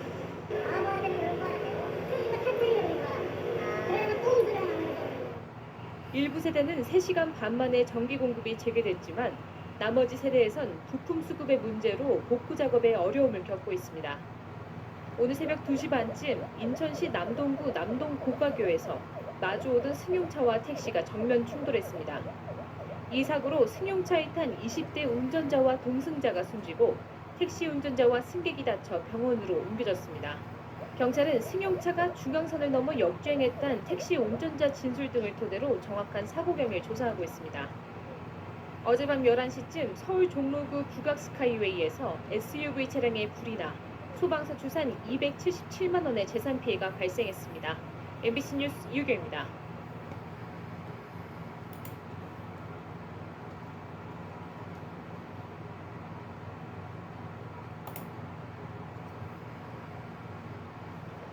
어젯밤 서울 양천구 아파트 단지 일대에 정전이 발생해 3,500여 가구가 불편을 겪었습니다. 어제 오후에는 경기도 고양에서 달리던 버스에서 불이 나 승객들이 급히 대피했습니다. 사건 사고 소식 이재욱 기자입니다. 서울 양천구 신정동의 한 아파트. 정전이 된 아파트 단지는 칠흑같이 어둡습니다. 이 단지를 비롯해 양천구 일대 3,500여 가구의 전기 공급이 끊긴 것은 어젯밤 9시 42분. 이 일대 전력 공급 설비에 불꽃이 튄다는 신고를 받은 한국전력은 수리 및 점검을 위해 양천구 일부 지역에 긴급 휴전을 실시했습니다. 정전 1시간 20여 분 뒤인 밤 11시 5분에 전력 복구는 완료됐지만 일부 아파트는 내부 차단기가 내려가는 등의 문제로 복구 완료 1시간이 넘어서까지도 불편을 겪었습니다. 소방당국은 이번 정전으로 별다른 안전사고는 발생하지 않은 것으로 파악했습니다. 이보다 앞선 어제 오후 5시 10분쯤에는 경기도 고양시 벽제동을 지나는 버스에서 불이 났습니다. 다행히 승객들은 긴급히 대피해 다치지 않았지만 이 버스를 운전하던 50대 기사가 불을 진압하다 연기를 흡입해 병원으로 이송됐습니다. 차량 운전석 아래쪽에서 발생한 불은 20분 만에 잡혔지만 소방서 추산 3,500만 원의 재산 피해가 발생했습니다. 소방당국은 자세한 화재 원인을 조사 중입니다. 어제 오후 3시 45분쯤에는 부산시 남구 대연동의 한 빌라에서 불이 났습니다. 이 화재로 빌라에 거주하던 70대 남성이 양쪽 손과 발에 2도 화상을 입었고 소방서 추산 930만 원의 재산 피해가 발생했습니다. 경찰과 소방당국은 정확한 화재 원인을 밝히기 위해 합동 감식에 나설 예정입니다. 연합뉴스TV 이재욱입니다. 혹시 기적을 낳은 목사라는 이야기 들어보셨습니까? 매주 월요일 저녁 KBS ATV에서 방송되는 시사 고발 프로그램 제보자들에서 한 달 전 교회 앞에서 시위 중인 한 남성의 이야기를 담았습니다. 해당 교회 목사와 자신의 아내가 불륜 관계며 자신이 지난 17년간 키워온 아들이 목사의 아들이었다는 주장인데요. 실제로 유전자 검사 결과 99.99% 확률로 목사의 아들임이 밝혀졌습니다. 그러자 목사와 남성의 부인은 기적이라고 주장을 해서 시청자들의 분노가 이어졌습니다. 그리고 최근 후속 보도까지 나왔는데요. 이 문제를 직접 현장 취재한 황성기 변호사가 자리해 주셨습니다. 어서 오세요. 어서 오십시오. 지난달이죠. 기적을 낳은 목사가 방영된 후에 파장이 상당했습니다. 예, 그렇습니다. 저희가 10월 17일에 첫 방송을 했는데요. 네. 방송 직후부터 그 대보자들이라는 프로그램의 네. 시청자 게시판에는 저희 상상하지 못했을 정도의 많은 글이 올라왔고요. 또 그 KBS의 디지털 뉴스라는 그 홈페이지에 있는데 네. 거기도 저희가 사상 최고로 18만 명이라는 조회수를 기록을 했습니다. 아무래도 저희 우리 사회에서 가장 높은 윤리성과 도덕 의식을 요구받는 그 교회. 종교인이 네. 이렇게 굉장히 큰 파문을 일으킬 만한 부도덕한 행동을 하고 거기에 대해서 굉장히 또 당당한 태도로 전혀 거리낌 없는 태도를 보였다는 것이 원인이 아니었을까 싶고요. 그래서 그 후에 시청자들이 후속 보도를 요청하는 그런 그 반응도 굉장히 뜨거웠습니다.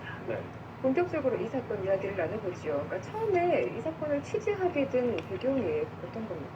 예, 이 교회 앞에서 그 남편분이신 그 김요셉 씨라고 계신데요. 그분이 1인 시위를 하고 계셨습니다. 근데 그 시위 내용이 굉장히 충격적이었어요. 그 시위 내용이 자신이 17년간 키운 아들이 자신의 아들이 아니고 목사의 아들이다라는 것이었습니다. 그런데 막상 그 아내와 목사의 주장은 전혀 상반되는 것이어서 저희가 거기서부터 의문을 갖게 됐습니다. 자, 저희가 화면으로 재구성했는데요. 저 변호사님이 화면 보시면서 설명 듣겠습니다. 예, 화면 보시겠습니다. 예, 매주 일요일 김요셉 씨는 교회 앞에서 시위를 합니다. 저 교회군요. 저는 지금 너무 억울한 이 교회 목사한테 너무 20년 동안 쏘가갖고 이 교회를 다녔기 때문에 우리 가정 다 깨졌어요. 이 목사로 인해서. 남편과 신도들 사이에서 언성이 높아지자 경찰차가 출동하고 아내가 급하게 뛰어옵니다.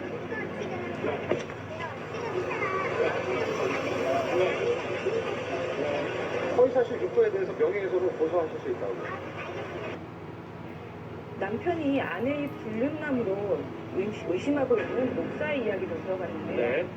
교회에서 해서 제가 주례도 봐주고 전부 다 해가지고 해서 그 신랑 되는 그분도 제가 신탈처럼 같이 저거 하는 거 알기 때문에 뭐 장인어른식으로 그렇게 해가지고 같이 지냈습니다.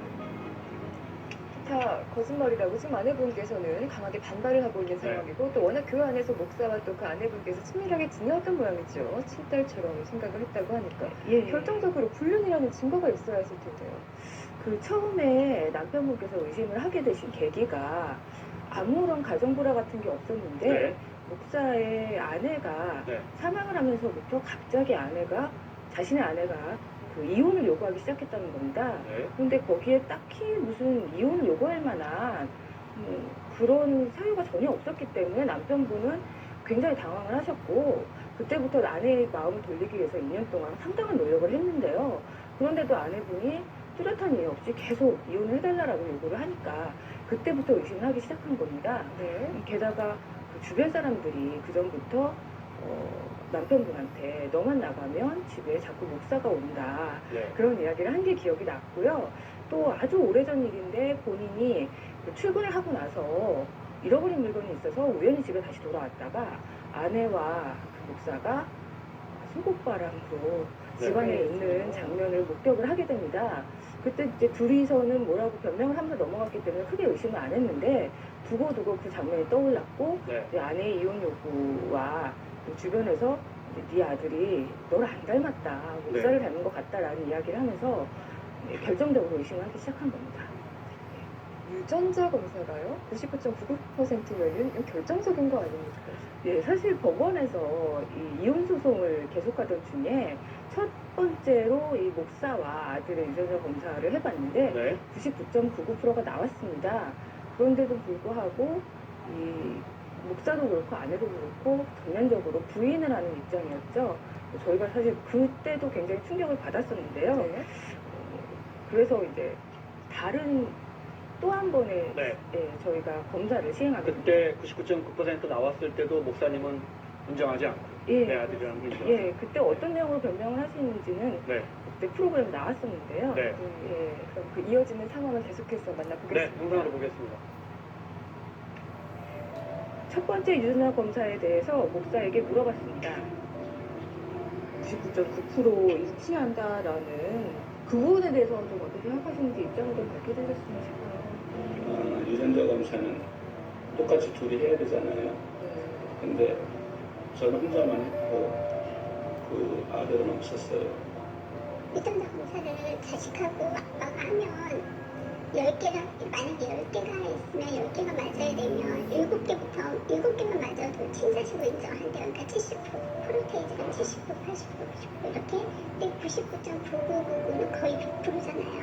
그렇게는 될 수가 없대요. 아내와 목사 둘 다 유전자 검사를 인정할 수 없다고 네. 했는데요. 그래서 제작진은 목사가 요구하는 방식으로 부모의 동의를 받아 미성년자인 아들과 목사의 유전자 검사를 다시 시도했습니다. 목사의 구강세포와 머리카락을 채취해서 검사를 실시했고요. 아들도 똑같이 머리카락을 채취했습니다. 네. 그 결과 99.99% 일치한다로 앞서 1차 검사 때와 똑같은 결과가 나왔습니다. 네. 자, 첫 번째 유전자 검사를 믿을 수 없다 그래서 그 목사님이 원하는 방식으로 다시 했습니다. 예. 또 99.9%가 나왔습니다. 예. 그러고 나서 목사님이나 그 부인의 반응은 어땠습니까? 사실 저희는 두 번째로 검사를 하고 나서는 좀 태도가 전향적으로 달라지지 않을까 했습니다. 네. 혹시 이 결과 나오고 나서 인터뷰에 응하지 않거나 연락을 두절하거나 하면 어떡하나 하는 네. 것이 오히려 이제 저희 우려였는데요. 정반대로 그 전보다 더 당당하고 좀 어떻게 쉽게 말하면 뻔뻔한 태도로 얘기를 했습니다. 네. 일단 아내의 반응부터 보시겠습니다. 네. 어머님께서 지금이라도 어떻게 된 건지 이해할 수 있는 방법을 설명해 주신다면 자녀분들한테는 훨씬 이 사실을 받아들이는 데 도움이 되지 않을까 싶거든요. 제가 인정을 합니다. 이렇게 나왔으니까. 하지만 이 유전자 검사에 나온 결과대로 이건 사실이 아니에요. 개인적으로 불륜이나 그런 관계를 목사님하고 맺은 적은 절대 없어요. 그러니까 누구 아들입니까? 단도직입적으로 누구 아들이야? 하나님께서 주신 아들 그것만큼은 저는 누가 뭐래도 그거는 때려주는 게 그건 사실이니까 그거 하나만 붙잡고 제가 가는 거예요. 수차례 말씀드렸는데, 근데요, 97년에 결혼했는데 2000년이 지났는데 아이가 없다. 그럼 저는 기도해 주세요 하고 그때 기도를 했습니다. 아무리 제가 시인을 하고 싶어도 기도한 거 외에는 없었어요. 불륜의 관계가 아니었다는 거예요. 신앙을 가진 사람들이라면 이 말에 거의 공감합니다. 하나님한테 기도하는 것이 하나님 협조가 납니까? 그거는 답을 제가 못 얻겠더라고요. 그래서 엊그제까지도 계속 살면서 있다고 하는 것이 저도 황당한 거잖아요. 기적이 일어났다는 거지요. 지금 그거로 해서는 기적이 일어나는 건데 기도로 아이를 얻었다. 성경에 예수가 아니고서 있을 수가 없는 일이겠지요. 그런데 이런 사실이 드러나고 있고 17년을 키웠지만 아이는 친자가 아닌 이 결국 밝혀졌습니다. 해당 목사가 목회를 계속하고 있다면서요? 예, 자, 저희가 첫 번째 인터뷰를 했을 때 목사님께 이제 저희가 질문 드렸습니다. 지금 유전자 검사의 공정성에 대해서 의심을 하고 계시는데 만약 두 번째로 본인이 인정하는 방식으로 공정하게 검사를 해도 똑같은 결과가 나오면 어떡하시겠습니까? 네. 라고 했더니 그때 목사의 반응은 그러면 그때는 제가 모든 걸 내려놓을 수밖에 없겠죠 라고 하면서 목회 활동을 그만두겠다라는 취지로 답변을 했었는데요. 네. 그 후에도 저희가 알아본 바로는 목회 활동 계속하고 있었을 뿐만 아니라 오히려 유튜브에 저희의 보도가 불공정하고 편파적이었다라는 취지로 본인 얼굴도 가리지 않은 채로 인터뷰한 내용을 개인적으로 동영상을 올리기까지 했습니다.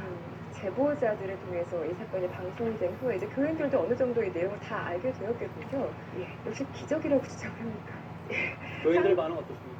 상당수의 교인들은 이 방송을 계기로 교회를 떠나기도 했지만 아직도 또 상당한 교인들이 기적이라고 하는데 뭐가 문제냐. 기적이 일어난 것 뿐이고 자신들은 그 전에도 이 목사가 기적을 행하는 것을 여러 번 봤다라고 하면서 교회를 지키고 있고 교회에서 그 목사가 하는 말을 맹목적으로 추종을 하고 있었습니다. 네네. 그렇다면 그 김요셉 씨도 여전히 그 교회 앞에서 시위를 하고 있는 것이지요? 예, 그렇습니다. 교인들과의 어떤 마찰은 없었을까요? 예, 그 전과는 시위를 하실 때 지금 좀 외부적인 상황이 달라졌는데요. 네. 일단 화면 한번 보시겠습니다. 방송이 나간 후에도 남편은 1인 시위를 하고 있었는데요. 그런데 달라진 점은 든든한 지원군이 생겼다는 것입니다.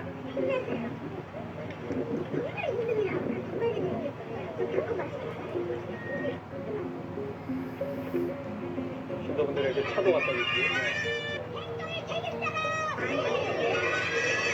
기사 있고 눈이 있는데 왜 뭐 어떻게 못 보냐는 얘기야. 그게 사람이 할 짓이에요, 그게. 목사 물러나라는 거죠? 네. 예, 그렇습니다. 하지만 교인들의 반응은 아유, 달랐습니다. 저희는 상관없어요. 그 사람은 많이 그냥 주세요. 그냥 콧소문이고 내가 거기 휘둘릴 만큼 엄청하진 않아요. 사실일 리가 없죠. 그렇게 따지면 저도 그럼 목사님 딸인 거예요, 딸이게요? 그러니까 저희 엄마도 매일매일 밥을 가가지고 5시, 6시에 오세요. 그 저렇게 못 믿는 교인들이 다수입니까? 뭐 숫자를 세보지는 않으셨겠지만 그렇습니까? 일단은 그래도 네. 대다수의 교인들은 안 믿고 네. 지금 교회를 떠났고요. 네. 일부 이제 극렬한 신도들만 네. 남아있다고 볼 수도 아직도 있습니다. 그 해당 목사의 입장을 믿는다 이 말이죠. 예, 그렇습니다. 일부만. 예. 근데 취재 과정에서 해당 목사에게 피해를 입은 여성이 또 나타났습니까? 예, 그렇습니다. 이 목사가 사실은 그 전에도 성추문이 굉장히 많은 목사였는데요. 네. 지금 한 부부는 남편은 목사로부터 사기 피해를 당하고 네. 아내는 그 과정에서 강간 미수의 피해를 당하는 그런 어이없는 일도 벌어졌습니다. 아직 검찰 수사 중인 부분이라서 조심스럽긴 합니다만 비슷한 피해를 입은 사례가 있다고 하니 그 내용도 짚어보겠습니다. 네, 화면으로 보겠습니다. 윤정은 씨의 주장입니다. 저를 보더니 권사님 제가 너무 이렇게 마음이 아프니까 저를 좀 기도를 해주세요 그러더라고요. 그래서 아니 목사님 감히 제가 어떻게 목사님을 기도를 해줍니까? 그랬더니 아닙니다. 권사라는 직분은 목사도 기도도 해줍니다. 그러더라고요. 그래서 가슴에 이제 손을 대고 기도를 했어요. 아무 생각 없이. 근데 갑자기 이제 확 저를 허리를 휘 감더니 그렇게 해서 사기와 성추행건인데 구속됐다면서요? 결국 목사? 예, 지난 23일에 그 사기건은 피해 액수가 워낙 크고 네. 현재까지 변제가 제대로 되지 않았기 때문에 징역 2년 6월형을 받고 법정 구속이 됐다고 합니다. 네. 이게 마음에 걸립니다. 아들 17년 동안 길렀으면 뭐 고등학생이니까 예, 정신적인 고통이 굉장히 크겠네요. 예, 그렇습니다. 남편도 남편이지만 사실 이 아들은 굉장히 지금 민감할 나이고요. 네. 이런 일이 굉장히 큰 충격과 상처를 줄 일이라서 저희도 이 취재를 하면서 굉장히 조심스러웠습니다. 그래서 직접 인터뷰를 하는 것도 네. 굉장히 어려웠고요. 그런데 더 좀 저희가 마음 아팠던 사실은 이 보도가 나가고 나서 학교에서 아이들이 네. 이걸 문제로 왕따를 시키고 놀리는 그런 일들이 있어서 네. 그 부분이 굉장히 좀 가슴 아픈 일이었고 좀 학교 그부들의 부모님들께서 이 부분을 좀 신경 써주시면 어떨까 하는 네. 생각이 들었습니다. 네네. 참 가슴 아픈 일이네요. 아이가 무슨 잘못이 있겠습니까? 자, 마지막으로 이 사건 추적하면서 제보자들에서 좀 뭔가 도움을 줬다거나 또 아니면 어떤 방향성이 있다면은 이 사건이 어떻게 풀어갈 수 있을까요? 일단은 그 김윤수 씨에게도 네. 담당 변호사님이 있기 때문에 저희가 그분이 필요로 하는 이상으로 도움을 드리기는 좀 조심스러운 부분이 있기는 하고요. 네. 더 크게는 이 종교인이 이런 일로 자꾸 문제가 되는 것이 우리 사회에서 종교를 자꾸 그 본인의 개인적인 수행이나 마음의 안정을 찾기 위한 그런 방편으로 종교를 찾는 것이 아니고 기복적인 차원에서 종교를 자꾸 찾기 때문에 헌금을 하면 뭐 사업이 잘 될 거라고 생각을 하고 시험에서 좋은 성적을 얻고 입시에서 좋은 결과를 얻는다 이런 생각을 하고 교회를 찾고 또 뭐 저를 찾고 종교를 찾으시는 게 결국 그런 그 사람들의 욕구를 아는 목회자들의 그 극소수지만 네. 그런 분들과 맞물려서 이런 일들이 생기는 것이 아닌가 싶습니다. 네. 자, KBS 프로그램 제보자들에서 직접 취재하신 황성기 변호사와 함께했습니다. 고맙습니다. 좋습니다.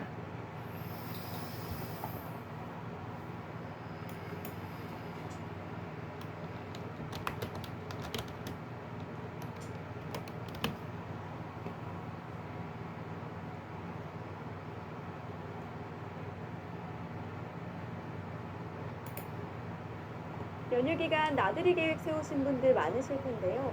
개천절인 내일 중부와 전북 북부, 영남 지방에는 비가 오겠습니다. 이번 비는 가을비치고 양이 제법 많겠습니다. 다시 일상으로 돌아가는 화요일에도 전국에 비 예보가 있습니다. 올해까지 경기 북서부에는 120 이상, 수도권과 충남 북부 서해안에 최고 100mm의 많은 비가 오겠는데요. 특히 오늘 밤부터 내일 아침 사이 수도권과 충남 북부 서해안에는 시간당 20에서 30mm의 강한 비가 내려서 주의가 필요합니다. 그 밖에 남부지방에도 5에서 30mm의 비가 예상됩니다. 내일 아침 기온은 오늘보다 3에서 4도가량 높겠습니다. 서울 19도, 대전과 대구 20도로 예상됩니다. 낮 기온은 오늘과 비슷하겠습니다. 서울 23도, 대전 26도, 대구는 27도로 예상됩니다. 비가 그친 뒤 주 후반에는 서울의 아침 기온이 한 자릿수로 뚝 떨어지면서 날씨가 급격히 쌀쌀해지겠습니다. 날씨 정보였습니다.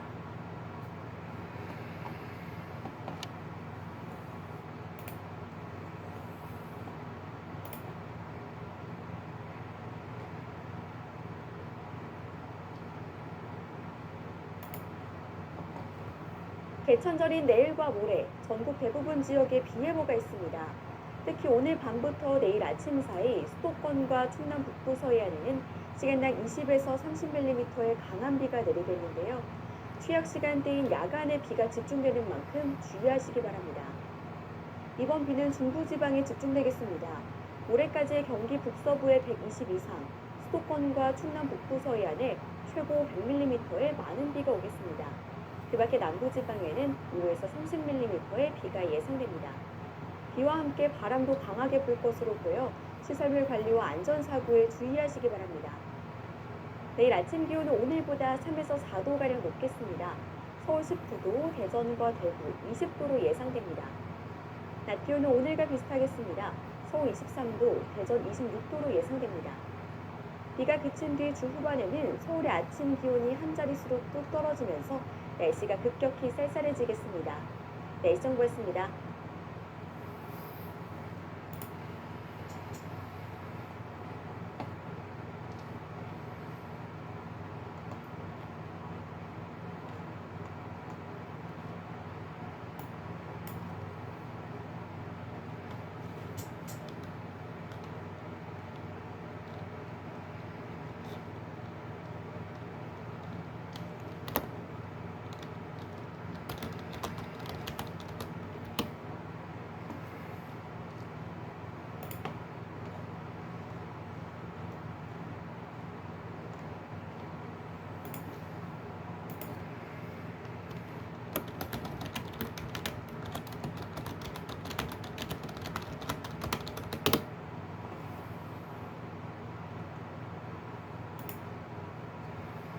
이 사람이 승강기 문에 끼었는데 승강기가 그대로 위로 올라간다.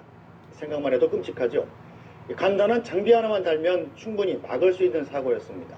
결국 돈 때문이었습니다. 손영환 기자가 단독 보도합니다. 지난달 25일 경기도 의정부의 한 아파트 승강기에서 생긴 일입니다.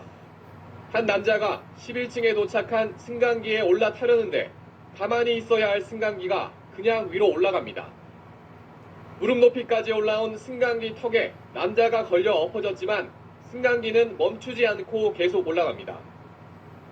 30대인 남자가 승강기 문을 밀치고 재빨리 뛰어내렸기 망정이지 자칫 승강기와 건물 천장 사이에 껴 큰 사고가 날 뻔했습니다.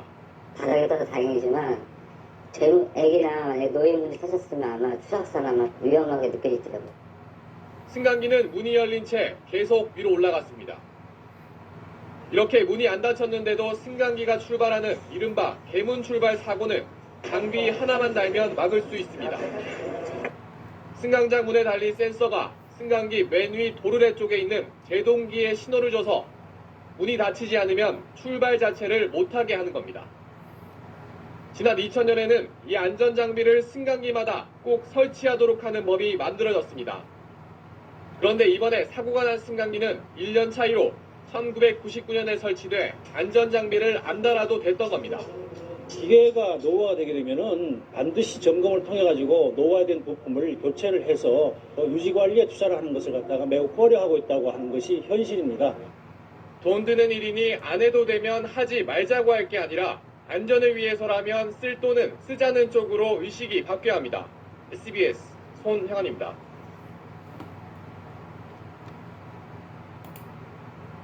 내세웠거든요.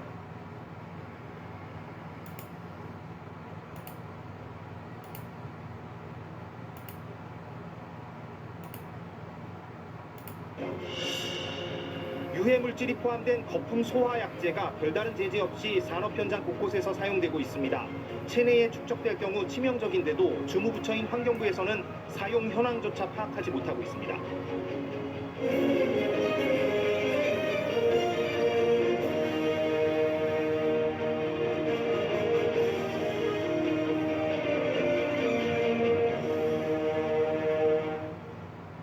여러분 안녕하십니까? 서해 공무원 피격 사건을 조사하고 있는 감사원이 문재인 전 대통령에게 서면 조사를 받으라고 통보한 것으로 확인됐습니다. 문 전 대통령을 상대로 한 조사 요청은 이번이 처음입니다. 문 전 대통령 측은 이를 거부했고 민주당은 강하게 반발했습니다. 임종빈 기자가 보도합니다. 감사원이 문재인 전 대통령에게 서면 조사를 통보한 사실이 뒤늦게 확인됐습니다. 지난달 28일 감사원은 전화와 이메일을 통해 현재 감사 중인 서해 공무원 피격 사건과 관련해 사실관계를 직접 확인하겠다는 의사를 전했습니다. 문 전 대통령 측은 KBS와 통화에서 감사원이 서면 조사를 요구한 것은 사실이라며 질문지를 보낸다는 것을 수령을 거부했다라고 밝혔습니다. 향후 조사에도 응하지 않겠다는 뜻으로 풀이됩니다. 문 전 대통령은 공식 입장을 내진 않았지만 불편함을 숨기지 않았던 것으로 전해졌습니다. 앞서 감사원은 7월 중순부터 특별조사국 소속 10여 명을 투입해 청와대 국가안보실과 국정원, 국방부와 해경 등 9개 기관을 대상으로 감사를 벌여왔습니다. 해수부 공무원 고 이대준 씨가 북한군에 피격되기까지의 경위와 특히 월북 판단을 내렸던 당시 의사결정 과정을 조사해왔습니다. 감사 기간은 오는 14일까지로 공지한 바 있습니다. 감사원의 조사 통보 사실에 민주당은 크게 반발했습니다. 퇴임한 대통령을 욕보이기 위해 감사원을 앞세운 정치 보복에 분노를 금할 수 없다라고 했습니다. 윤석열 정권은 국민의 분노를 각오해야 할 것이라며 내일 규탄 기자회견도 예고했습니다. 반면 국민의힘은 우리 국민을 살리려는 어떤 노력도 하지 않은 문제와 월북으로 규정한 과정 등의 책임을 조사하는 과정에서 대통령의 역할에 대해 사실관계를 확인하는 것은 당연한 절차라고 했습니다. KBS 뉴스 임종빈입니다. 네, 인도네시아에서 큰 참사가 있었습니다. 프로축구 경기장에 난입한 관중들이 경찰 진압을 피하다가 다수가 넘어지고 깔렸습니다. 지금까지 120여 명이 숨진 것으로 파악됐습니다. 먼저 김원장 특파원의 보도를 보시고 김 특파원 연결해서 이야기를 더 해보겠습니다. 홈팀 아르마가 페르세바야에게 3대2로 패하자 성남 관중들이 경기장으로 뛰어들었습니다. 관중들에게 붙잡혔던 홈팀 골키퍼가 경찰의 도움으로 겨우 빠져나옵니다. Rasa kekecewaan itulah yang menggerakkan para penonton turun ke tengah lapangan dan berusaha mencari para pemain dan ofisial untuk menanyakan kenapa sampai kalah atau melampiaskannya. 난입한 관중들이 3천여 명까지 늘어나자 경찰의 진압이 시작됐습니다. 여기저기서 경찰과 극성 팬들과의 몸싸움이 이어졌습니다. 이어 경찰이 본격적으로 체류탄을 쏘며 관중들을 밀어냈고 2개의 출입구로 한꺼번에 관중들이 몰리면서 수백여 명이 넘어지고 깔렸습니다. 현재까지 확인된 사망자는 경찰 2명을 포함해 모두 120여 명, 또 100여 명이 부상을 입었습니다. 축구팬들의 광적인 응원이 근절되지 않으면서 지난 94년 인도네시아 프로축구 출범 이후에 목숨을 잃은 관중만 78명, 오늘 참사는 또 지난 1964년 페루와 아르헨티나의 도쿄올림픽 예선전에서 300여 명이 숨진 이후 가장 참담한 스포츠 사고로 기록됐습니다. 방콕에서 KBS 뉴스 김원장입니다. 네, 방콕 김원장 특파원 연결해서 더 알아보겠습니다. 자, 김 특파원, 끔찍한 참사인데 인도네시아 프로축구 경기에서 예전부터 이렇게 과열된 모습이 있었다고 들었어요. 어느 정도였습니까? 네, 그동안 여러 차례 팬들이 충돌을 해왔고 그래서 원정팀 응원단은 아예 홈구장 입장을 금지할 정도입니다. 실제 3년 전에는 인도네시아 반둥에서 홈팀 경기에 원정팬이 몰래 들어갔다가 발각된 뒤에 폭행을 당해 숨지기도 했습니다. 특히 광적인 응원 문화 심각합니다. 축구팬들이 삼파이 마티라는 응원 구호를 외치는데 우리말로 죽을 때까지라는 뜻입니다. 주요 경기마다 전투경찰과 진압 차량이 동원되는 이유도 여기에 있습니다. 이와 함께 경찰의 도를 넘는 대응도 사고를 키웠다는 지적이 나옵니다. 실제 국제축구연맹은 관중들을 자극할 수 있는 경찰의 총기와 체루탄 진압을 금지하고 있습니다. 네, 그렇군요. 인도네시아 정부는 어떻게 대응을 하고 있습니까? 네, 인구 2억 7천만의 인도네시아는 270여 종족이 함께 사는 다민족, 다종교 국가입니다. 그런데 광적인 스포츠 열기가 자칫 국민 통합이 아닌 지역 분열을 부른다는 우려가 커집니다. 조코 위도도 대통령 오늘 프로축구 1부 리그 경기 잠정 중단할 것을 지시했습니다. Saya menyesalkan terjadinya tragedi ini dan saya berharap ini adalah tragedi terakhir sepak bola di tanah air. Sportivitas, rasa kemanusiaan, dan rasa persaudaraan bangsa Indonesia harus terus kita jaga bersama. 이와 관련 우리 외교부는 방금 전 한국인 피해는 없다 이렇게 밝혔습니다. 인도네시아의 SNS에는 희생자 추모와 비롯된 응원 문화를 바로잡자는 글이 이어지고 있는데요. 한 방송사 영상에는 오늘 진 경기는 내일 다시 이길 수 있지만 오늘 죽은 사람들은 내일 다시 돌아오지 못한다는 댓글이 가장 많은 호응을 받고 있습니다. 지금까지 한국이었습니다. 네, 다음 소식입니다. 코로나 신규 확진자 수는 2만 명대입니다. 최근 방역 조치가 속속 완화되고 있죠. 요양병원에서 대면 면회도 모레부터 가능합니다. 그러면 실내에서 마스크를 언제까지 착용해야 하는가 몇 가지 궁금한 점이 있습니다. 먼저 조혜진 기자의 보도를 보시고 보건복지부 차관과 이야기를 해보겠습니다. 코로나19 방역 완화가 본격화한 것은 오미크론 유행 직후인 지난 4월부터입니다. 영업시간, 사적 모임, 대규모 행사 등 모든 방역 규제를 해제하고 일상에 가까운 체계로 나아가게 될 것입니다. 사회적 거리두기는 폐지됐고 감염병 등급은 1단계에서 2단계로 내려갔습니다. 이후 재유행이 확산하면서 방역 완화 조치는 주춤했습니다. 최근 코로나19 치명률이 0.05%로 독감 수준으로 떨어진 데다가 재유행이 고비를 넘기면서 지난주부터 실외 마스크 의무가 해제됐습니다. 코로나가 이제는 거의 막바지에 다다르고 있습니다. 이번 겨울에 한 차례 유행이 예상됩니다. 결국 그렇지만 우리는 코로나를 극복할 수가 있습니다. 이달 들어선 입국 후 PCR 검사 의무가 없어졌고 모레부터는 요양병원 등에서 대면 접촉 면회가 가능해집니다. 정부는 나아가 실내 마스크 의무 해제도 검토 중입니다. 다만 해외에서도 방역 조치 가운데 마지막으로 해제하는 만큼 신중하게 접근한다는 방침입니다. 다양한 루트를 통해서 전문가들 의견 수렴하고 있고요. 또 한편에서는 국민들의 여론들도 보고 있는 것 같습니다. 6차 재유행으로 무기한 연기됐던 확진자 7일 격리 의무 해제에 대해서도 다시 논의에 나섰습니다. KBS 뉴스 조혜진입니다. 네, 방역 조치가 이렇게 풀리고 있는데 실내 마스크는 어떻게 되는 건가? 또 이번 겨울이 고비라는 얘기도 나오는데 이에 대한 대비는 어떻게 하고 있는가? 몇 가지 궁금한 게 있습니다. 보건복지부 이기일 차관 스튜디오에 나와 있습니다. 어서 오십시오. 안녕하세요. 반갑습니다. 시민들이 가장 궁금해하는 건 아무래도 실내 마스크를 그러면 언제 벗을 수 있겠는가 이 부분인데 어떻게 전망을 좀 하십니까? 예, 지금 저희가 4개를 아직 가지고 있었거든요. 그 중에 하나가 오늘 풀었던 요양병원 면회하고요. 입국권 선제 검사하고 또 사실 실내 마스크하고 마지막 남은 것이 격리 7일이었습니다. 그런데 이제 저희가 이거를 풀긴 했지만 실내 마스크는 다소 좀 여러 가지 의견이 많이 있습니다. 왜냐하면 지금 한번 유행이 더 남아있다 그런 얘기도 있고 말씀 아까 드리겠지만 또 이렇게 독감도 같이 오기 때문에 그걸 온다고 하면 그거 좀 가지고 있었던 게 아닌가 얘기가 있는데 또 한편으로는 또 아쉬운 면도 있습니다. 왜냐하면 또 어린아이라든지 유치원생 같은 경우에는 이 언어 발달에 또 어려움이 있거든요. 그렇기 때문에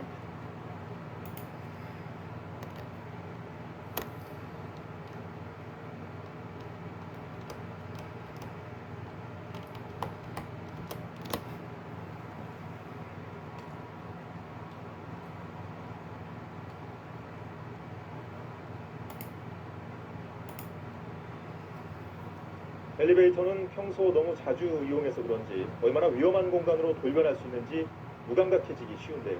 사소한 부주의로 목숨까지 왔다 갔다 할 수 있는 엘리베이터 사고 유형에는 어떤 것들이 있고 또 대처는 어떻게 해야 하는지 차정인 기자가 알아봤습니다.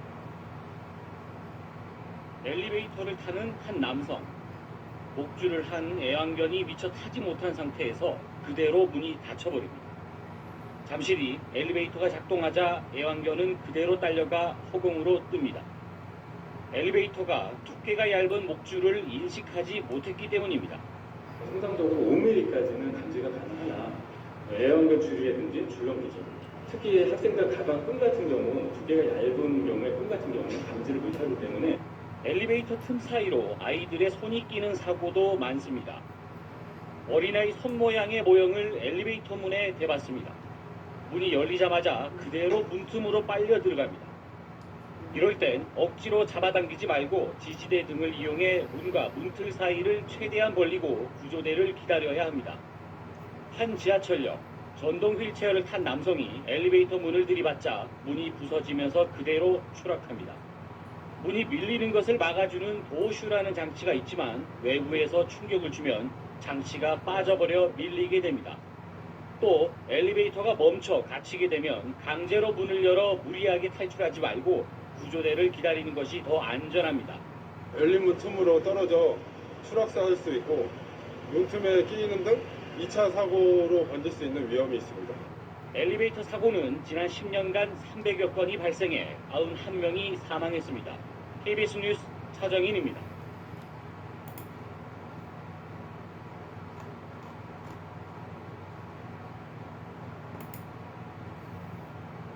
승강기 문이 열리거나 밀리면서 사람이 추락하는 사고가 잇따르고 있습니다.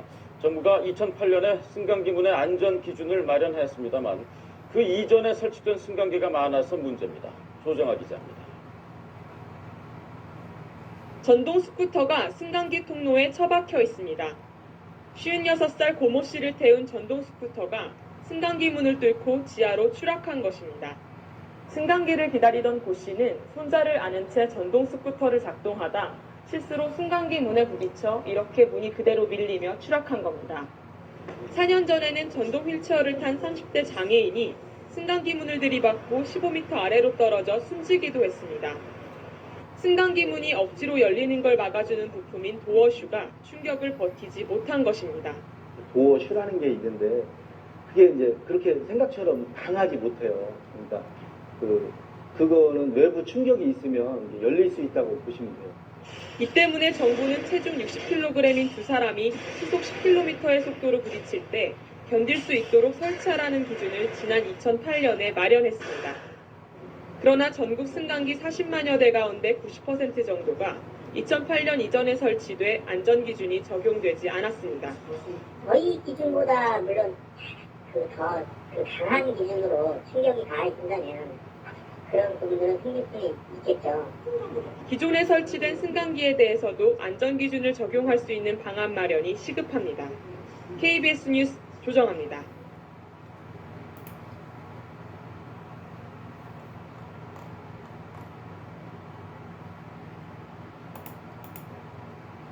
그제 경기도 평택의 한 엘리베이터 설치 공사 현장에서 40대 작업자가 4층 높이에서 떨어져 숨졌습니다. 승강기 업체 노동자가 숨진 건 지난 2년 사이 벌써 9번째입니다. 배정훈 기자의 보도입니다. 경기 평택시의 한 건물 리모델링 공사 현장입니다. 현장 내부에는 엘리베이터 설치 작업 중이라 추락 위험이 있다는 안내문이 붙어 있고 승강기가 다니는 통로에 설치된 철제 비계는 아래쪽으로 축 늘어져 있습니다. 그제 아침 8시쯤 이곳에서 일하던 48살 엄모 씨가 4층 높이에서 떨어져 숨졌습니다.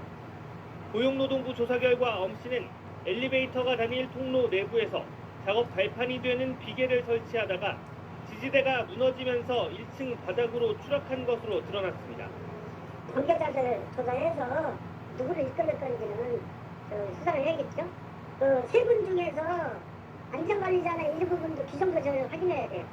최근 승강기나 에스컬레이터 설치 보수 현장에서 발생하는 사고가 잇따르고 있습니다.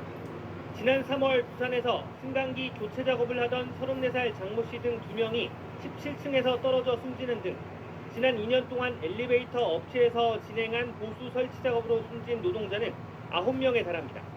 반드시 이제 그 확인해가지고 안전공 장비를 설치해가지고 작업을 해야 되고요. 비계나 작업 발판 이거에 대해서 고정이 정확하게 된 건지 반드시 체크하고 작업에 들어가야 됩니다. 하지만 대형 엘리베이터 제조사들이 설치와 보수를 맡는 영세 협력업체와 공동 수급 형식으로 사업을 따낸 뒤에 안전조치 의무를 떠넘기는 것 아니냐는 지적도 나옵니다. SBS 배정훈입니다.